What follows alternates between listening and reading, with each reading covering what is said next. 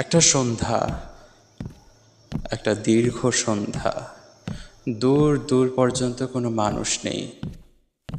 দূরে কোথা থেকে যেন একটা কুকুর বা শিয়ালের আওয়াজ ভেসে আসছে কানে।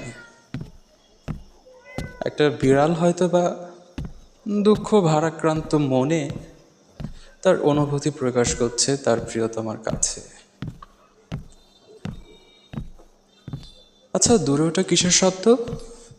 মনে হচ্ছে একজন হাতুড়ে হাতর দিয়ে ঠোংঠাং শব্দ করছে। সন্ধ্যার আকাশে যখন আলোরা প্রায় ফুরিয়ে এসেছে, তখন একটা পাখি আকাশে আপন মনে করে যাচ্ছে কোথাও। তারও হয়তো বাড়ি ফেরার সময় হয়ে এসেছে।